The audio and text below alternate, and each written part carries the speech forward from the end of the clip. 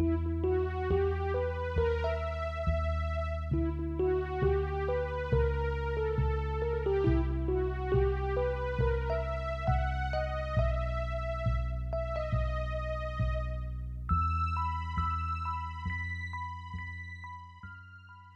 following is a fan-made chapter reading of the Pale web serial novel by J.C. McCrae. The original text can be found at palewebserial.wordpress.com. If you'd like to donate to the author, please go to patreon.com/wildbow.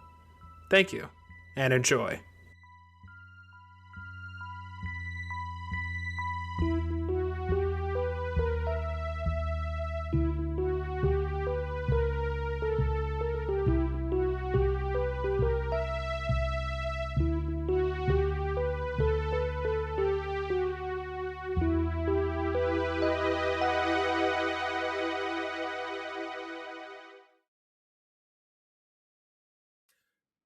Gone Ahead, 7.2. Lucy. Lucy hung back, crouching in the trees. Her sleeveless top had a hood, and she'd tied her hair into a loose braid and then wound it into a bun so she could keep the hood up. Her mask was in her lap, and the eyes burned red, a cosmetic choice that she'd made weeks ago, that was twice as pronounced now. It might have something to do with the earring that she'd clipped to the ear of the fox mask, upside down so the wire and crystal dangled from the tip. More importantly, she'd done some work a long time ago to turn that light into something to penetrate the dark, a bit of night vision. She'd need it, since it was evening now, and a gloomy, lightless one. The campus didn't exactly have floodlights, and it didn't have windows large enough for the indoor lighting to light up much of the outdoors. Most of the light from the inside only reached about 10 or 15 feet from the building, much of it tinted blue from the treatment of the windows. More blue-tinted light came from the bright LED flashlights that students walking outside used. The patrolling students, and they were a patrol really, weren't lit up, only the paths around them. They were dark silhouettes, and that complicated things. Not knowing who they were dealing with could be disastrous, when it was the difference between a violence-happy Henniger and someone like Jarvis who was very good at binding humans. Lucy took some of Marichka's glamour that Avery was holding and gave the mask a one-handed wipe down. Fingernails scraped the painted wood grain as she turned the color to black. Only the edges and the most raised edges retained the red. She extinguished the cosmetic effect at the eyes, leaving the night vision in place. She put it on. The world became a bit brighter, albeit red-tinted. It was a massive pain that the nettle wisp still sat in her left hand, waiting to be triggered. But Guilherme had explained the need for fair contest when he'd gone over the dueling stuff. These things worked better if the other person walked into it, instead of it being a one-sided forced result. Those same one-sided approaches, bullying or extorting someone into something, could often result in backlash. Avery did something similar, painting the deer mask black. With her hands still covered in the pigment that had come about from the mix of water and dust, Lucy reached over to help. "Thank you," Avery said, quiet.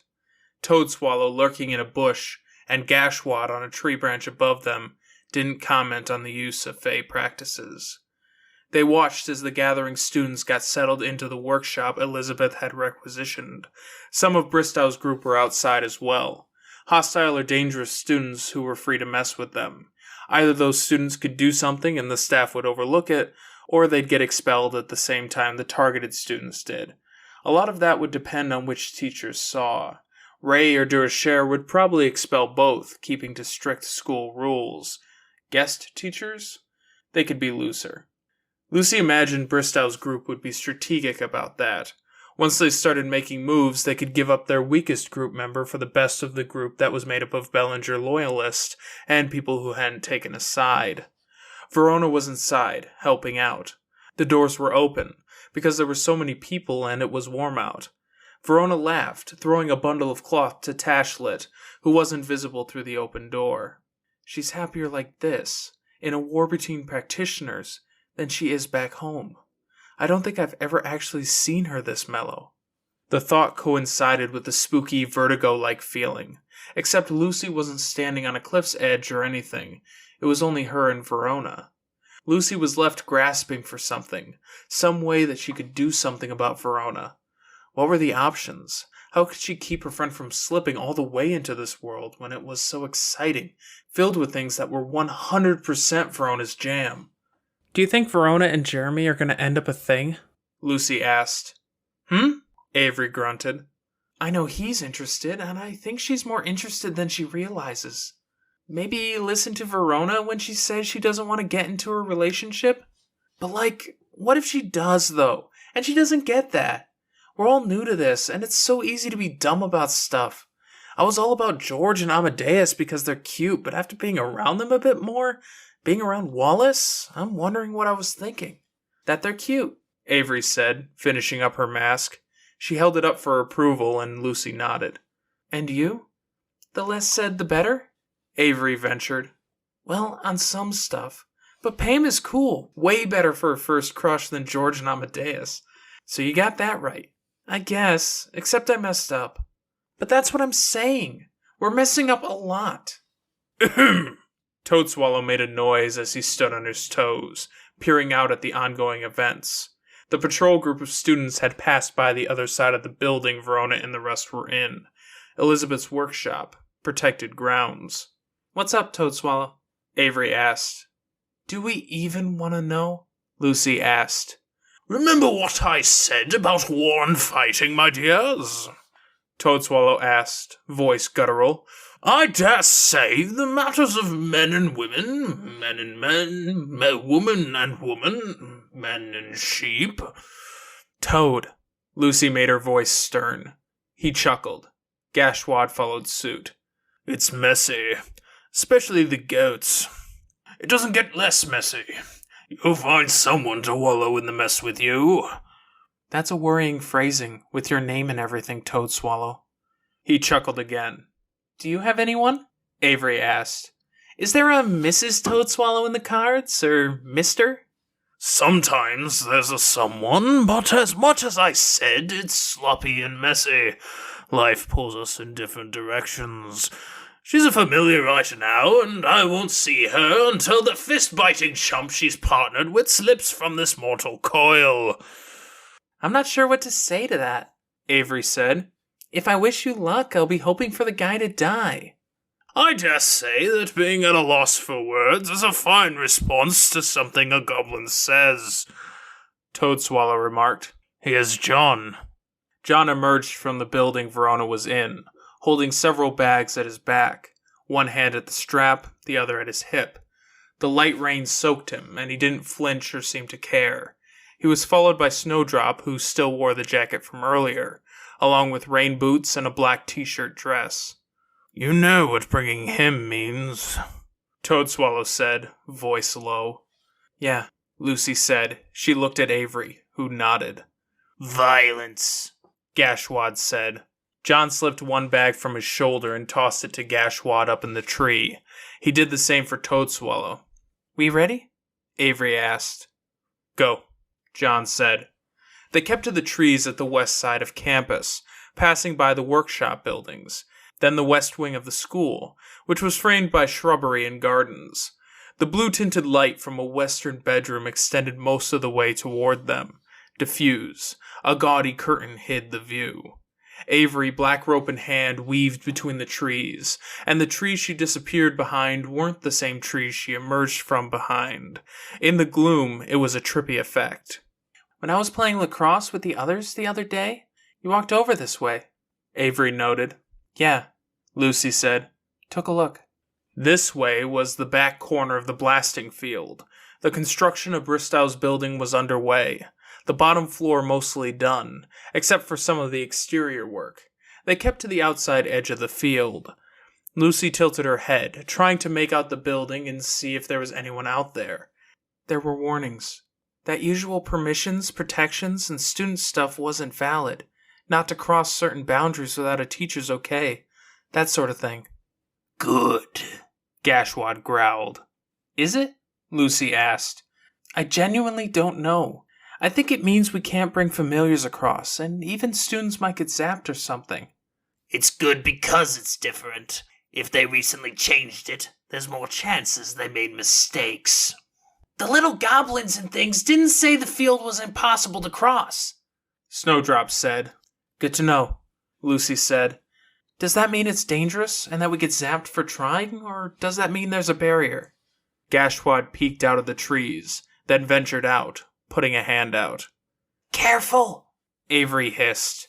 His hand found resistance, touching an invisible wall.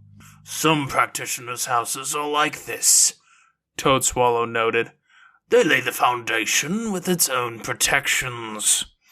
The fields have this sort of dueling thing going on, Lucy said. Healing the combatants after they leave or after the duel ends. Expensive work, Toadswallow said. This isn't a house, though, Avery said. It's an entire field, and the building they're putting up is on the field. I think they cleared the area of trees. They laid the stones and circles down, then they placed soil over top, Lucy said, bending down. She turned on her sight, and she could see the heavy staining of the field, the fragments of metal that littered it. As she straightened up and walked, the fragments closest to her faded, the ones in the distance remaining. Gash, this is your moment to shine, Toadswallow said. Gashwad spat. I thought I was called here to fight. You're good at getting into places, John said. The fighting might come later. Gash spat again. He scampered ahead, moving on all fours, nose and eyes close to the ground, like he was looking along it. Avery and Snowdrop jogged forward to keep up. John, meanwhile, turned his focus to the building. Lucy followed his gaze. A single light was on, but it looked like it was at the far end of the building, the illumination diffusing through the rest of the rooms on the ground floor. Bristow and his aware have been staying here. The time loop guy, Ted, then Shelley, the bright-eyed sister of Daniel, Kevin and Kevin's girlfriend. He's got an evil eye and she's got something else. Are they holding America here? Toadswallow asked. I don't know. Our dame was expelled, but she didn't go home. She didn't go to the local jetsam of dry land. Her sister didn't know where she is. Are you close? Lucy asked. Taught them the beginnings of what they know. I'm Uncle Toad to them. Fine, distinguished young ladies of the upper crust. Until I got to them. They liked what I taught enough to pursue it as their speciality. Their dad isn't a big goblin mage? Some, and many other things. There's a reason they haven't called him. Gashwad had his head in a hole in the ground. He wriggled his way in. And this should take a minute, Toadswallow said. Let's step back. They did, retreating into the trees. A group of students patrolling the grounds with flashlights emerged from the western end of the building. They stopped at the door, talking to a tall man. Because the man was in the doorway, the lights from either side of him made his features clearer. He wore a white t-shirt under an open black blazer, matching slacks, and a necklace. And he had brown hair with a dense wave to it, like the locks of hair had been stretched under one finger, over the next, under the next, and so on. He wore glasses that had no arms stretching from the edges to the ears. The look really didn't make her think teacher. It made her think like an agent for actors or musicians, striking that look that was both casual and expensive, and very deliberate. The look in his eyes, the cast of his mouth, and his posture made her think that if he were one of those agents, he'd deal with a stalker fan of one of his clients by contracting some guys with baseball bats and ties to organized crime. The hair made her think of Raquel and Reed. Mr. Muser? Now that she had a guess as to who he was, she could notice other things. He had a way of standing and moving like he was carrying a lot of weight, but he'd done it for so long that he'd gotten used to it. One hand gesture in the air to punctuate a statement, and it felt like it had enough weight to knock on the air. Come on, just turn the other way and go inside, Lucy whispered. Something changed in the field. A snap, and the wind blew. Leaves and strands of grass scattered. That's the barrier, John whispered. We have access to the field and the outside of the building now, Lucy thought. Except the practitioners at the door had noticed. They came now. Muser followed behind the group and pulled off his jacket, casting it aside. It fluttered briefly in the wind, then disappeared. White t-shirt that probably cost more than $100. Necklace, watch, rings, and the glimmer of things at his pockets that suggested he couldn't even put his hands in them. They weren't overstuffed, either. He glanced over the students and recognized Hadley Henniger and Maddox the Spellbinder. There were two more, but she didn't dare look for long enough for them to see. "Draw on my power. Let me hear," Lucy whispered. John put a hand on her shoulder, pulling her further into the trees as the people approached. Avery had already withdrawn, carrying a snowdrop as animal. Toadswallow hurried after them. "Are they going after the headmaster?"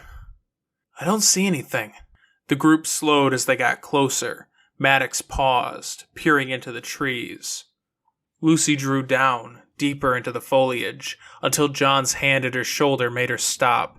His fingers gripped her, hard enough that it almost hurt. "There!" All heads turned. Gashwad? She couldn't see. A goblin at the pile of construction materials, not moving especially fast. Toadswallow. She looked back at where she'd last seen Toadswallow, standing next to Avery, then connected the dots. She'd lent him the black rope. "Watch out!" Muser called out. "He left things behind!" Toadswallow cackled as he ran off.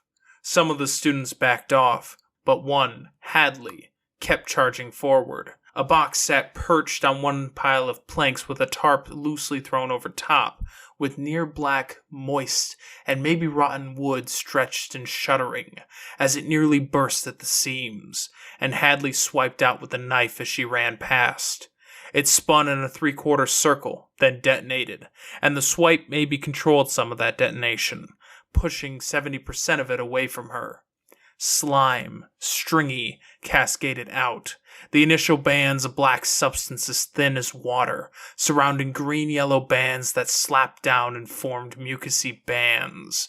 Hadley's feet skidded on the black, and she nearly spun around as the band of mucus slapped down across the road, touching her hand, and bound both, like a tether tying her down. More landed around and on top of her.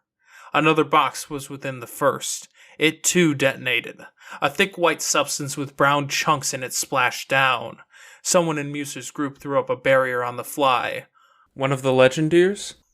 Hadley, hunched over, did her best to straighten up, as she was weighed down by the gunk. She screamed, loud and fierce enough that Lucy had to cover her ears. Some of the construction materials slipped from where they sat. Small branches and leaves fell from the tree. The blade she was carrying glowed red, like they'd been in a furnace, and her eyes did the same. John's grip on Lucy's shoulder tightened by increments as the scream continued, until she had to pull a hand from her ear and swat his hand away and break that grip. He looked down at her, startled, like he hadn't realized what he was doing. The scream tore away the gunk and crap, freeing Hadley, and stirred up dirt, covering gunk around her. Veins stood out on her arms and neck that took on that red glow. The scream ceased. She broke into a run, fast. "I've heard of types like her," John whispered. She hurtled over construction material, chasing Toadswallow. Twisting in the air, she used a practice, setting a part of the field on fire. A small detonation scattered a pile of concrete blocks. "Gore strewn," Avery said as she drew nearer. "There's a bunch of them on campus." "We don't know the specifics," Lucy said.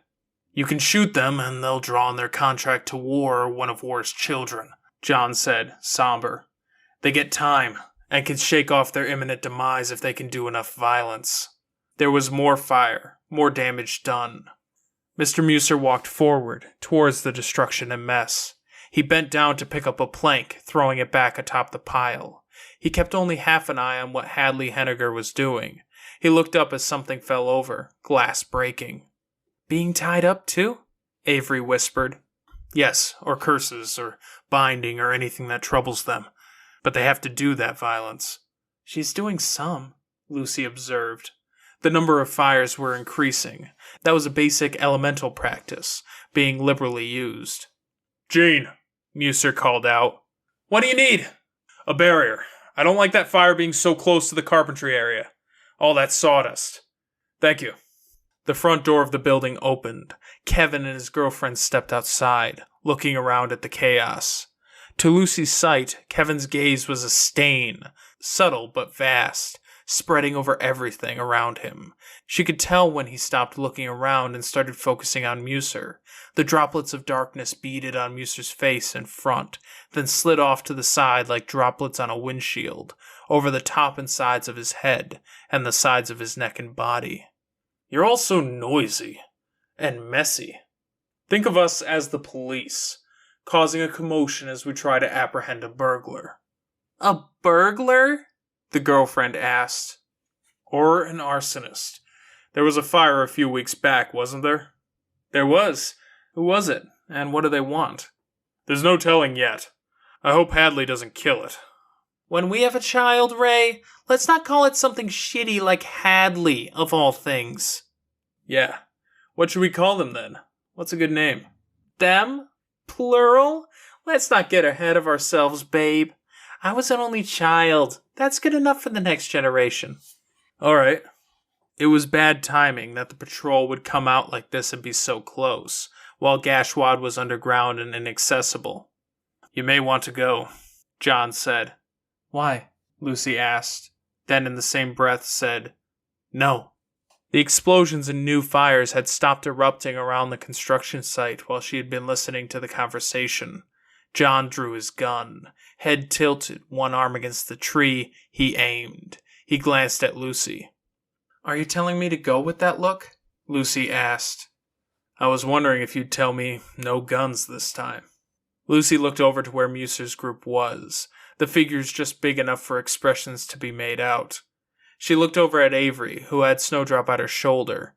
Avery's eyes were visible behind the deer mask, and it was clear her eyebrows were drawn together, more in concern than anything, as Lucy read it. Can you not make us say it? Lucy asked. You may want to go then, before any decisions have to be made. Move carefully, and remember, being still is better than being hidden, so long as you have cover, but being both is best. Lucy nodded, getting ready to go. Avery grabbed her arm. Hadley made her way back, holding her arm out, knife in hand. And that knife was embedded in a limp, bloated body. The body struggled a bit. She returns. Did she get it? Hadley dropped her arm. The corpse dropped to the ground, splitting open. Lucy had to focus between sight and sight to see. The vest, the monocle, the little pig-like ears. But it wasn't Toadswallow. A pig's corpse, roughly his dimensions, wearing clothes like he did, and badly decaying, to the point that the skin was slowly tearing from gravity alone.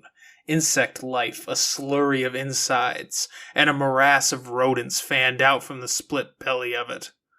He got away? He got away, Lucy whispered.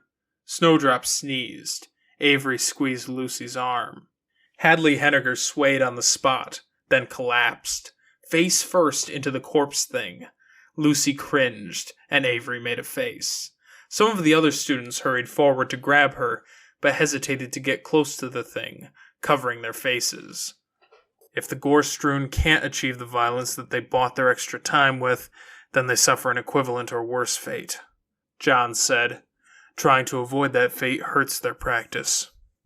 It's a hob, Jean Legendier said. What's a hob? Lucy asked. John shook his head. Avery shrugged. What's a hob?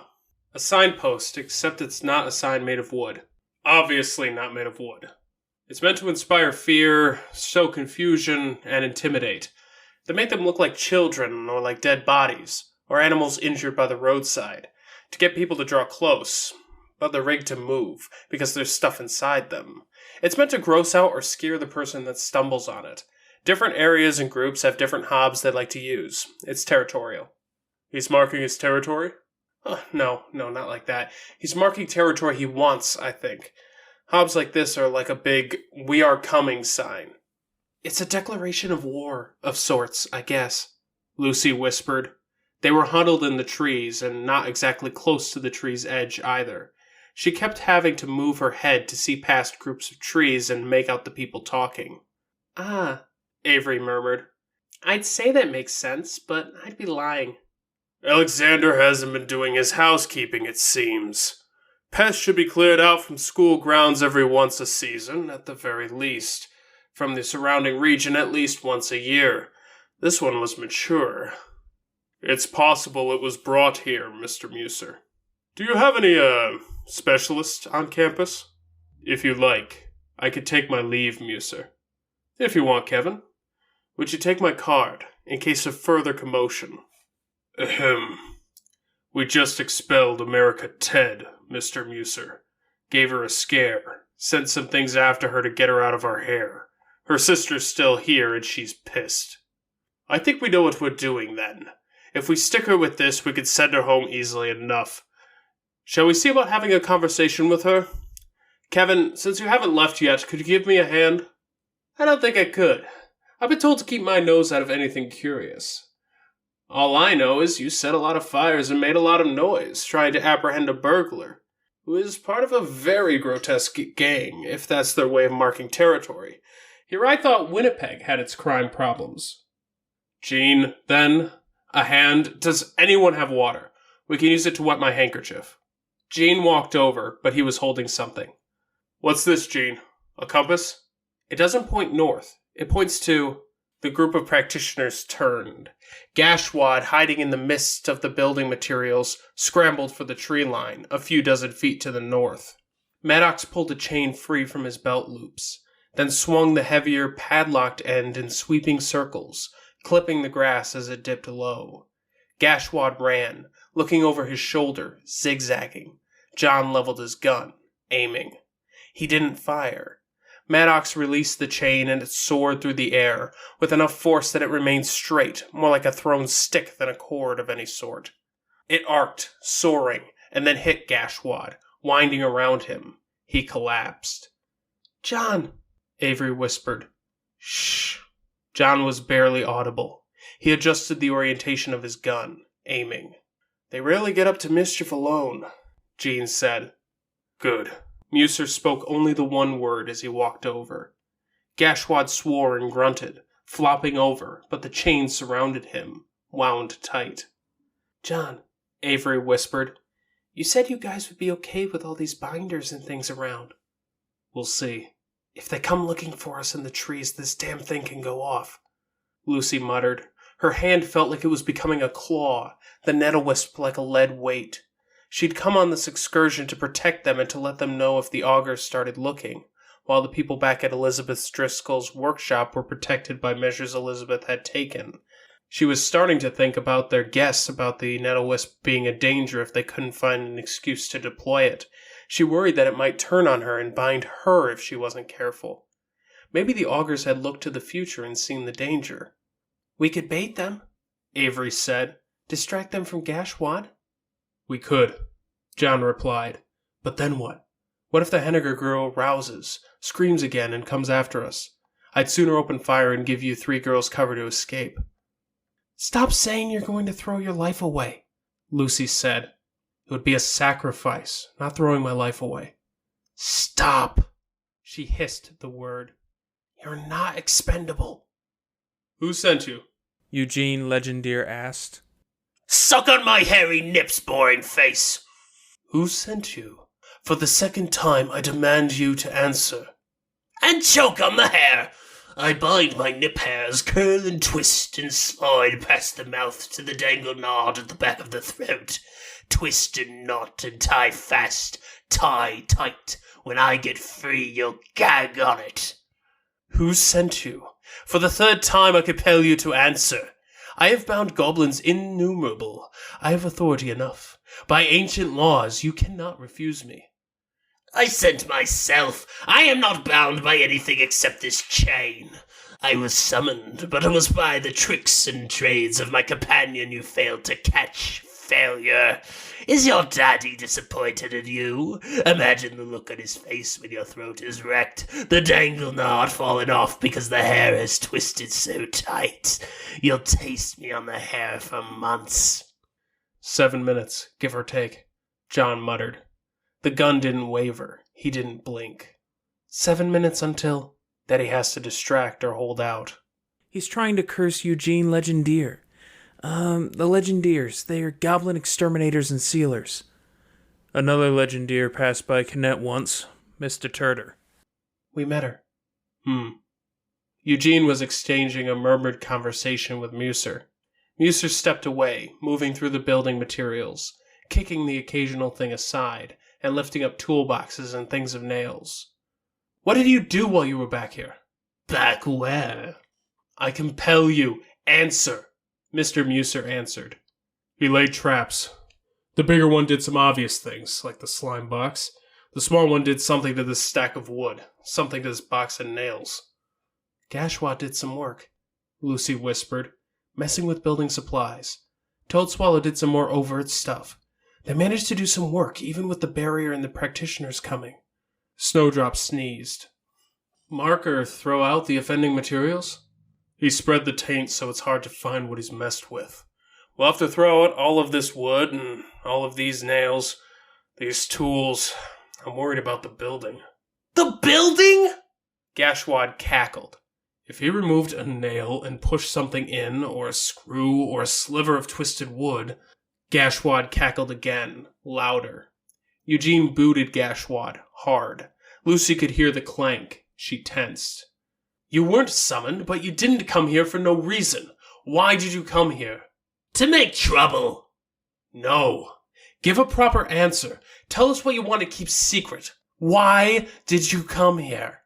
To fight. I live to fight. I have deep-seated, horrible insecurities about being too weak.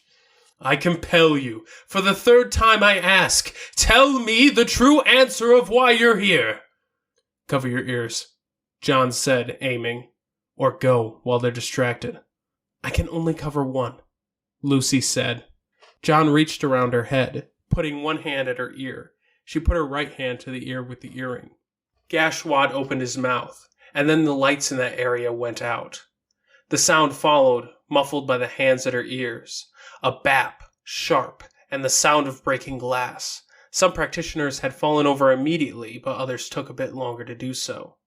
Tacks, crushed light bulbs, cut up paper clips, John said, and a minor explosive charge. But that wasn't 7 minutes. He must have cut the fuse before drawing their attention. Lucy narrowed her eyes, watching. Practitioners were hurt, but nobody seemed to be dead or dying. That was good. Toadswallow picked his way over the writhing and struggling practitioners, kicked at the chain Eugene was pulling out, and bent down to undo the padlock at Gashwad's chains with a tool he had. Gashwad walked over to Eugene, plucked something off his chest, then jammed it into Eugene's mouth. Then he scampered off with Toadswallow in the opposite direction to where Lucy and the rest of the group were huddled. Kevin None's eye was like a searchlight, but it didn't really light things up as it swept over the area. It was like a light that was shining through a glass with drops of ink swirling in it. The ink was thick enough that the light really didn't penetrate, and it created more texture and pattern and shadow than anything. He'd gone inside, and he'd reappeared at the small detonation. He didn't bend down to help anyone, but he did lift a phone to his ear. Muser was already on his feet. Eugene was hacking and coughing. Spirits hear me, Lucy said, louder than the murmurs and whispers she'd been using. We were prepared to let Lawrence Bristow be if he did the same for us. But he interfered with our classes. He's threatened us. And he's made no amends for the unwarranted attack on our home and territory. Some of the less injured were giving chase. Eugene was among them, heading east. They had nicks and cuts. Let this be first blood, Lucy said. Bristow is not a leader. He's a tyrant, and tyrants must be resisted. He is not a leader, and I hope this drives that point home. He doesn't protect this space. He makes it hostile. He doesn't grow this place. He loses students. He has no authority. Let Alexander's reckoning come later, as it may. As it may, Avery murmured. I don't like violence, though. If they're willing to make peace, we should be too. Done? John asked. For now, Lucy said, watching the practitioners get to their feet. Hadley Henniger had roused enough to be the one dragging Maddox away now. Mr. Muser carried one of the other students. It might have been Silas. Just along for the ride with Maddox, maybe. Let's head back. Careful. Avery went ahead. Snowdrop went human and followed her. Lucy trailed, trying to listen for any scraps of conversation. Nothing of note except frustration and anger. They had to wait for a group of students to pass through the middle of all the workshops. Another patrol, moving in a light jog, in the general direction of the explosion and the evacuating wounded.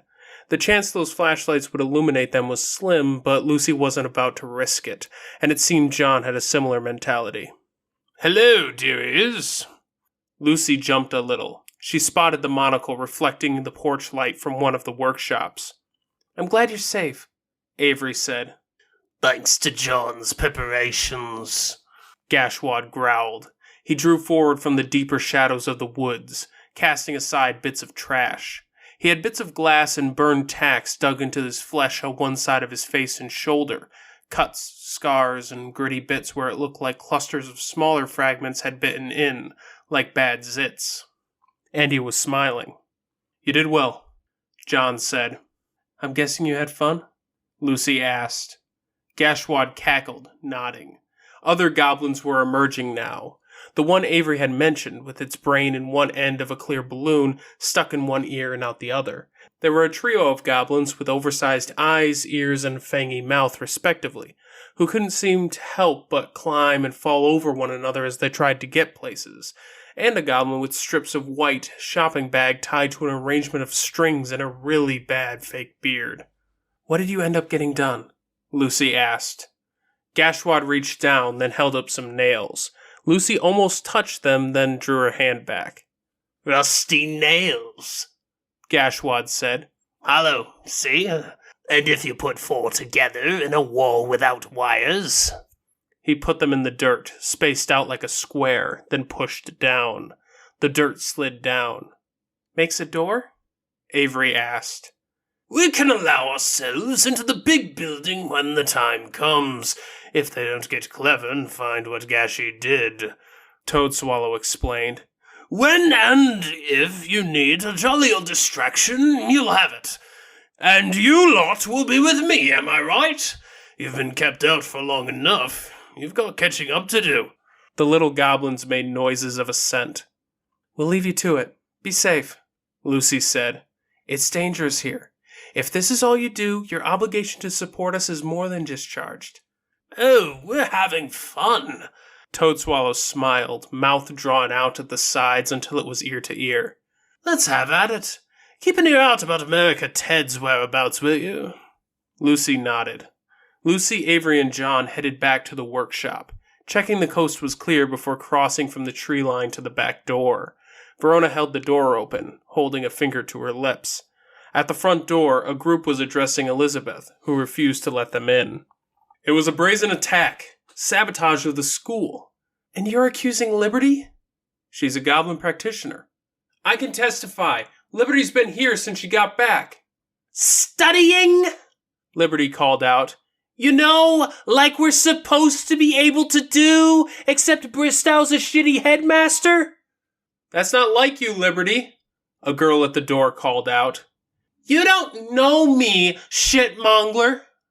"We'll be brief with any and all interviews. We just want to get to the bottom of this," the guy at the door said.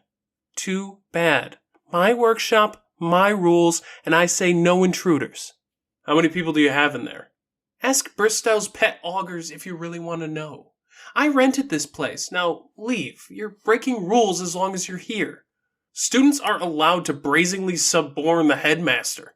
"For one thing, as far as we're aware, he's not officially headmaster. Nothing was signed, nothing was given. That's not in the handbook or rules. It's an exception, not a hard rule. And if we want to talk hard rules and exceptions, Mr. Bristow's violated several. We pay tuition, we get classes. He has no grounds to stop us." "Primacy." "Really? That's weak." "It's enough. He started the school and ran it before. He seeded it. The person he ceded it to abandoned his duties and lost his support. So who else does it go to, except Bristow?" "It's weak, Jeremiah. Now leave, or I'll petition Raymond Sunshine about the disruption in my special projects." "Good job, Elizabeth," Lucy murmured as the door closed. "Did it go okay?" Verona asked. Elizabeth approached, standing to one side, arms folded. "A little close for my comfort," Avery said. "But we have our distraction for later if we need one." All that for distraction, Lucy said. She pulled off her mask and gave her hood a shake, so her witch's hat would turn from a bit of brim at the front and an exaggerated point to a normal hat again. She knocked the mask against the wall twice and the glamour broke, coming off as dust, returning the mask to its normal colors. It's groundwork, Verona said. Aye, Alpina said from the ceiling.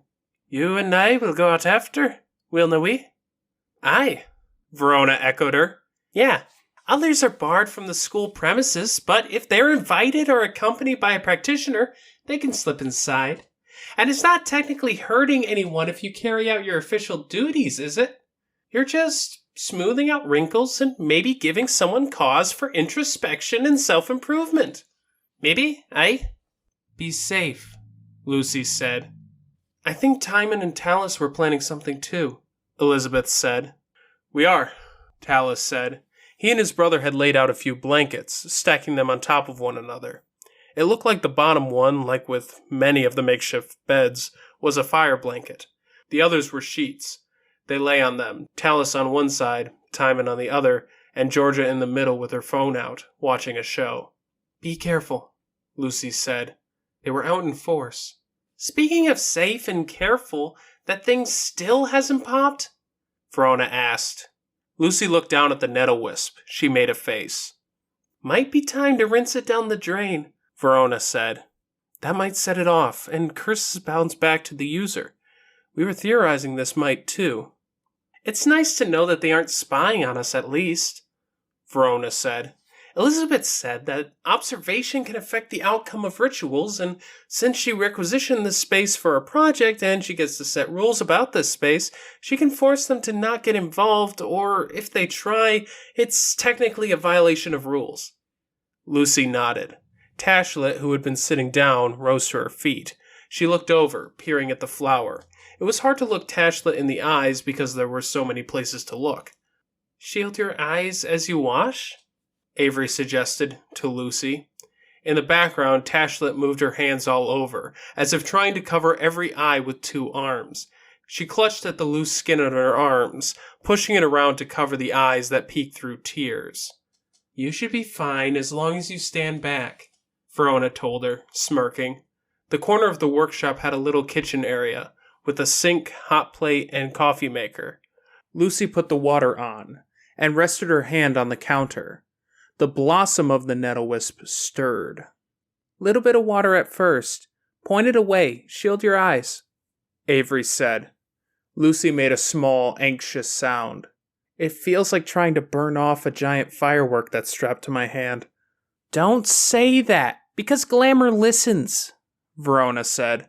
Just rip off the Band-Aid. You're tough. You're brave. You've done the implement ritual, Avery said. Right, Lucy said. We're all going to be dead or hurting when this is all over, Snowdrop said. Avery put her hand over Snowdrop's head and pulled Snowdrop back into a hug from behind. Lucy covered her eyes and shoved her hand under the water. The water made it heavier, and glamour-tinted water ran down her arm. She stopped, pulling back as she realized. Her hand was lower than her shoulder. Glamour-touched water had flowed uphill, up her arm, and now as the water ran off, the glamour remained, condensing into thin tendrils and vines. The delicate flower with its bristling needles and blade-like leaves was still sitting in her palm, and now it had roots running along the length of her arm, colorful, and tipped with spikes like sewing needles, narrow, long, and gleaming. It made it hard to move her arm without stabbing herself. Oh, that's very good, Alpina said from the ceiling. Not helping, Lucy muttered under her breath. Crap, crap, crap, Avery muttered. It'll be fine, Verona said, calm. Don't gainsay yourself, Avery said. I'm not and I won't. It'll be fine, Verona said, looking from Avery to Lucy, who held her arm out, rigid, hand clutching the bristling, stirring blossom, staring at the thing. It'll be fine. Yeah, Lucy said. She made herself relax. What have you been eating, little flower thing? I don't think it's just water. Attention? Verona asked. Ignore it and it might wither. Let's get settled, sleep, and tackle it in the morning. Lucy had to fight the notion that she could wake up and find the vines had crawled across her entire body, multiple flowers manifesting. She pushed it out of mind, forcing herself to be calm, and nodded. Sleep. They needed rest to tackle what came next. Bristow would surely retaliate. They'd have to be alert. Get settled, Verona said. I'll go out to take Alpina around to the school, and then we'll sleep. Lucy settled on the blankets Verona had arranged, lying on her side, arm outstretched, the needles resting on the floor beside the blanket, her hand heavy. The bang startled Lucy awake. It startled everyone awake. Jesus! Elizabeth called out. Lights came on. Lucy's arm felt weirdly light. She sat up, stretching her arm, and flexed her hand.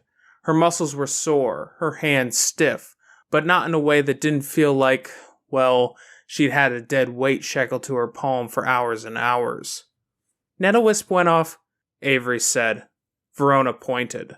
The needles studded the ceiling, and one of the points it penetrated the ceiling crackled with a bit of electricity. Did it punch through wiring? Lucy asked, flexing and stretching her arm and hand. No, Verona said. The electricity stirred, made some vague shapes, and then stopped.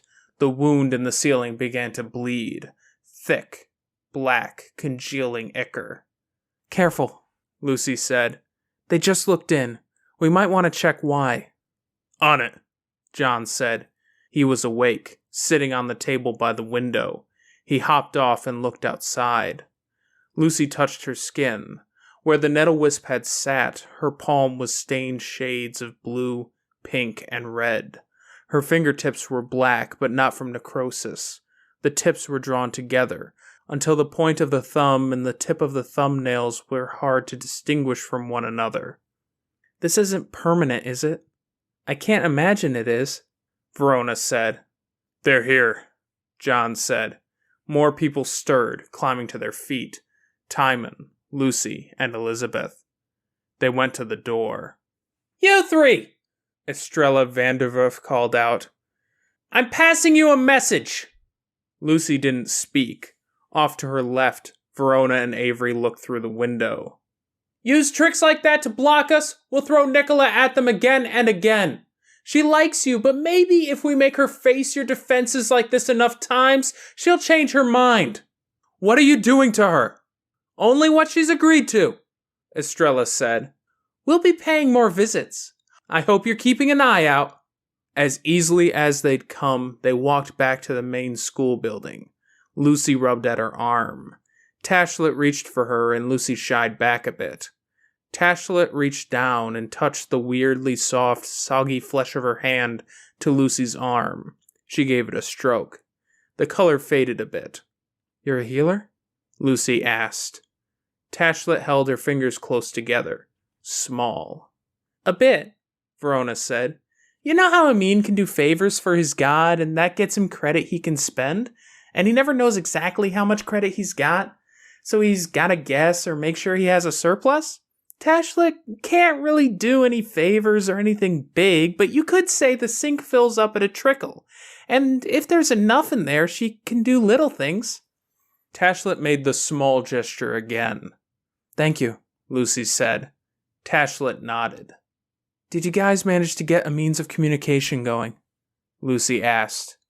She doesn't write. I think she lost the ability when she changed. But we were working out some ways. Alpina said if she could finish her rounds here instead of dipping back home, she'd try to bring me and Tashlet together in dreams so we could have a conversation. I didn't know she could do that. I wouldn't mind seeing you guys in dreams. That'd be fun to try, but we've got all day to spend together. Lucy nodded. Timon cleared his throat. Right. It was the middle of the night. The Bristow faction had come to disturb their sleep and keep them on edge, and some of the people present looked like they were on edge. More at stake, like families and friendships. And for those too young to understand, or whatever else they were, like Georgia or Dom, they were just kids who wanted to sleep. We're a bit chatty, Lucy thought. She looked down at her arm as she lowered herself down to the floor. She stared at the outstretched limb and the faded colors and weirdness at the fingertips until Elizabeth shut off the lights. Her arm drooped to the makeshift mattress that she, Avery, Verona, and Snowdrop were sharing. Tiny opossum feet pressed against her back as Snowdrop stretched. Verona laid a hand on the altered arm, smiling. Lucy felt painfully homesick as she pulled off the earring and laid it next to her pillow. It couldn't be easy. Lucy tried once more to draw the circle.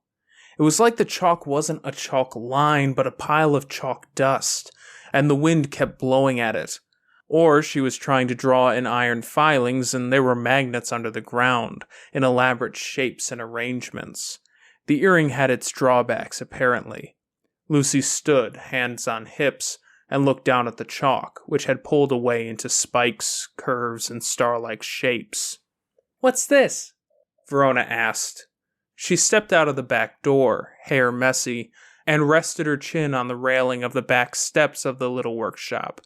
The wood was damp from the past few days of rain. "I don't think I can draw plain circles anymore," Lucy said. "Or it's harder." "You were never plain," Verona said. "You had style, flourish. You wore nice clothes and had the best hair in class." "You're biased."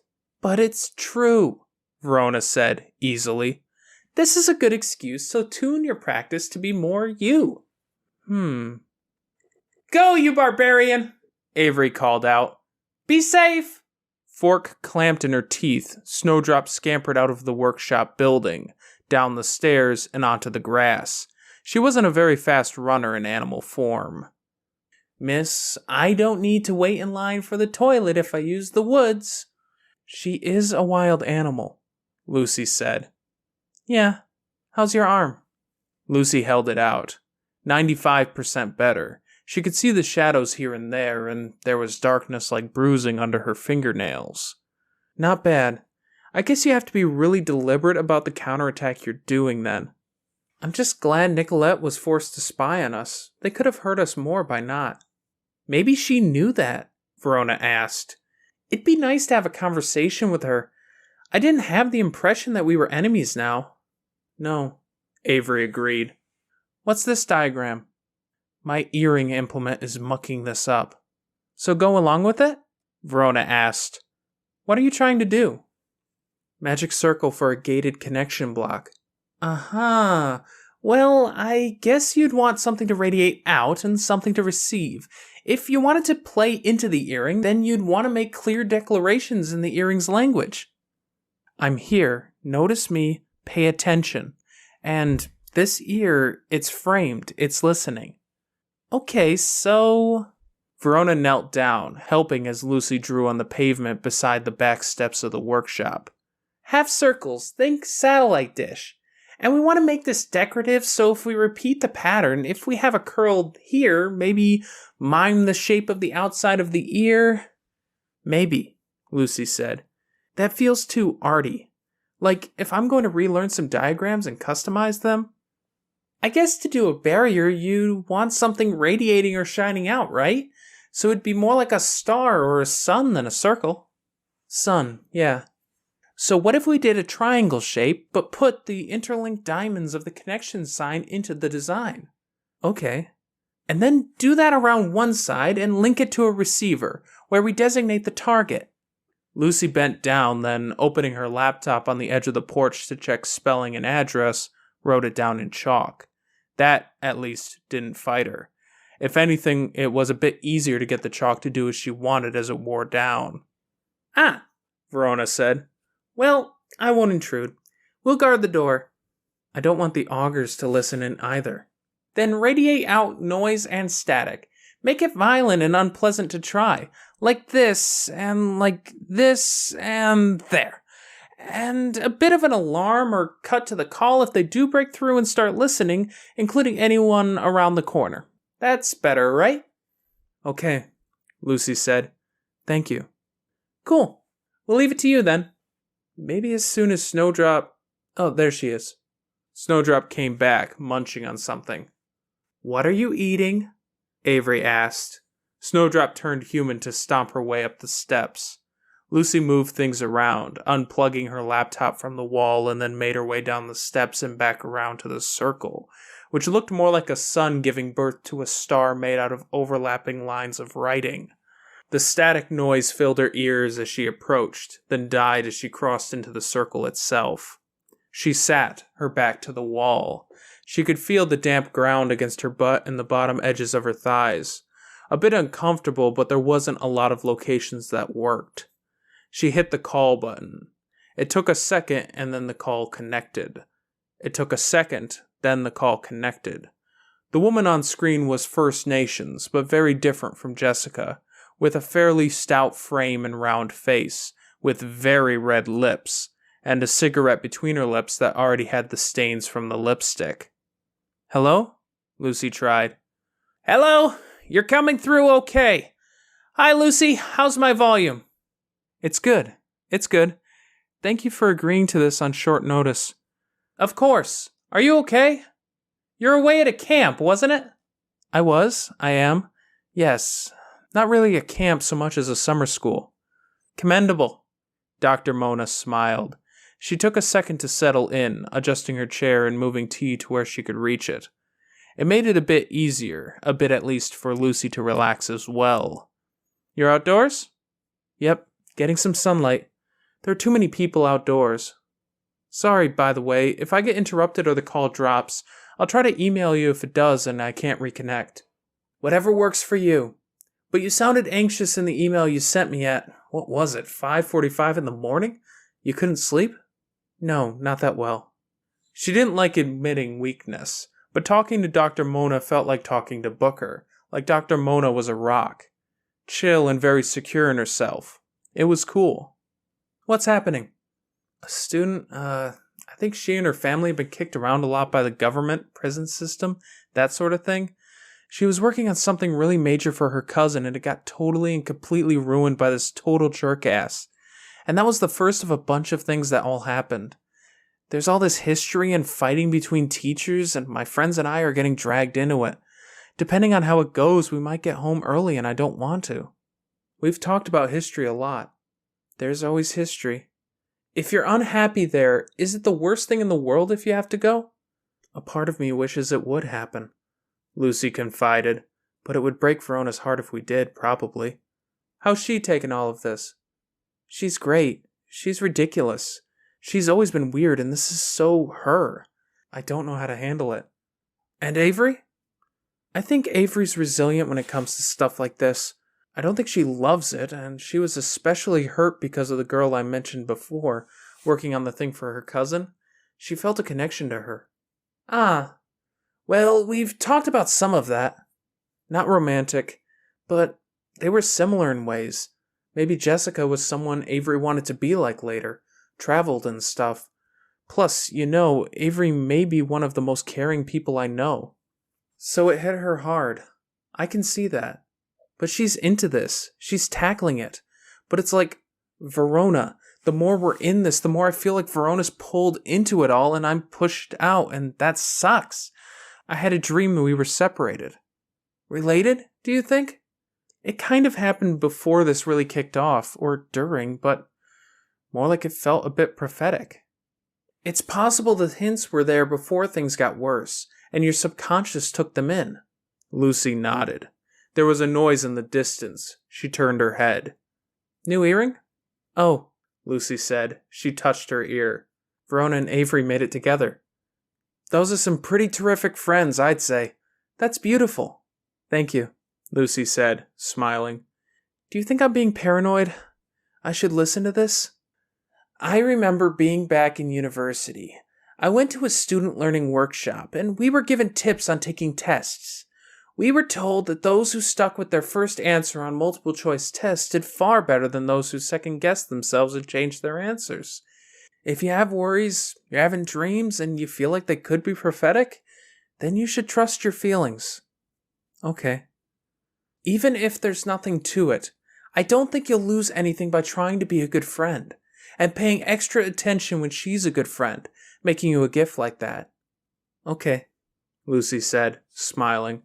"I have to ask, With everything that's going on, and what sounds like a minority student that was targeted, are you safe? Lucy looked down at her arm, faintly discolored. She really hoped it would go back all the way to normal. Am I ever? I'd hope so. Lucy let out a bit of an inconsistent, shuddering sigh. If you aren't, I can call your mom. I could help you navigate that phone call. Or if her work is a problem, you said her schedule was inconsistent, she can't always get away, I could work with her on getting you a bus. It's tough to time things sometimes, unless there's advance notice. That's not really it. I need to be here. I want to learn this stuff. It's just an awful lot of really old, intense, powerful families. Ah, that kind of place. Money to spare? Kind of. Old rivalries, even between teachers. And then me, only non-white person at this whole place, after Jessica left over her thing with her relative. And none of us three really belong, but I'm the only one of us three who seems to really feel that. High pressure. Yeah, in a lot of ways. Like, a lot of eyes on us. Some hostile. Pressure like that. And also, like, we're deep underwater and everything's harder. It helps, knowing I could call and get that bus or whatever. Absolutely. Your safety takes priority. Lucy nodded. Dr. Mona ventured. So, Verona's happy as, I don't want to say a pig in mud, because she's not a pig. She's a bit of a pig if you look at her room, but she's like a cat, and here she's a cat in a yarn store. Good one. Thank you, Lucy said. This was so much better than her last therapist. It felt more like a conversation, but it wasn't like conversations with Verona or even Avery, where it could sometimes feel like she was walking uphill every step of the way. A cat in a yarn store. Would I be wrong in guessing it's like a technology camp and she's into computers? There's some technology stuff, yeah, and she's into almost everything here. And it's hard to connect to that when you feel so out of your element. Yeah. Lucy wanted to elaborate, but she wasn't sure how, so she shrugged. And Avery, how would you describe her? We touched on it earlier. She's distracted? A bit, because of Jessica. Angry, but she's relatively okay. It's hard to put my finger on it, and I don't know her as well. Maybe this is a time to do that. It could be that she feels nearly as isolated there as you do, or if she doesn't, but she's relatively okay, she could be more of a listening ear. You seem to both have feelings over this incident with Jessica. Maybe it would be constructive for the two of you to do something to reach out. It seemed like Jessica was mad at everyone, us included. I'm not sure it would be welcome. You've told me you've had trouble connecting to her like you did with Verona. That's a tall order considering your history. That word keeps coming up. And perhaps this is a time to start. What do you think? I think it sounds like a plan. Is there a Parents' Day coming up? Because if you had that to look forward to. Lucy laughed. What? I thought you and your mom got along. We do. But this place, if there was a Parents' Day, then people would die. I'm so sorry it's such a hostile place. So am I. I'm not surprised, though. You were apprehensive before going. I guess it goes to show, trust your instincts. About that, I wanted to touch on something from a conversation yesterday evening. There was more commotion. Lucy felt a sinking feeling in her gut. Can I get back to you? Just need to see what's happening, Lucy told Dr. Mona. Of course. I hope everything's okay. Lucy had already put her laptop down, and Dr. Mona grew faint as she hurried over. She kept facing it, watching to make sure it was okay as she walked around to the corner of the building. John stood at the corner, arms folded. Dom and Elizabeth were at the front end of the parking lot, with a pair of adults who looked awfully similar to them. Elizabeth glanced at Lucy, then mouthed the word, sorry. What happened? Lucy asked. Their parents were called. They came to take them home. They don't feel it's safe for them here. Elizabeth is leaving? The money spent for her remaining time at the workshop was refunded, John said. Meaning we don't have a place to stay at night. We have to stay in the school? Split up and at the mercy of the staff? Lucy walked back to her laptop. She plunked herself down heavily. Is everything okay? Dr. Mona said. It's nothing you could help with. It's institutional. It's this place, these families. I could call the person in charge, or we could have a video conference and I could try being your advocate. I've helped students with schools, things like Boy Scouts and disability accommodations before. I'm pretty darn good at it. I can only imagine how that would go, Lucy thought, wry. But the wryness didn't put a smile on her face. Her expression, visible in the little window in the corner of the screen, was serious, frustrated, eyebrows knitted together in perpetual concern. Can we talk later this week, maybe? We can definitely try. Do you want to make an appointment? Can it be last minute, like this? It's okay if it's not. Message me. We'll work something out. Okay, I should go handle this. Thank you for taking the call, and for this. Of course, Lucy. Even if things start getting better, do you think you could send me a message, let me know? I'll be worrying. Lucy nodded. All right, good luck. Bye. Lucy hung up the call and turned off the laptop. I should go, she'd said. She'd terminated the call so she could leave. She sat where she was, her butt a bit damp from the wet pavement that hadn't dried out in the shadow of the big building, her back to the wall, hair a bit messy, and her lightweight laptop heavy against her lap. There were 50 things that jumped to mind as priorities, people to talk to, instructions from her therapist to follow through on Avery, on sorting herself out, stuff to plan, countermeasures and defenses to prepare, stuff to manage with the Kinet others here, and stuff to do for the long term of Kinet, with the Carmine beast and everything. So many things, in fact, that she did none of it. Sitting in the shadows beside the workshop, scratching absently at her arm, just for a little while. This has been a fan-made chapter reading of the web serial Pale by J.C. McCrae, read by me, Stephen. The original text can be found at palewebserial.wordpress.com. If you'd like to donate to the author, please go to patreon.com/Wildbow. Thank you.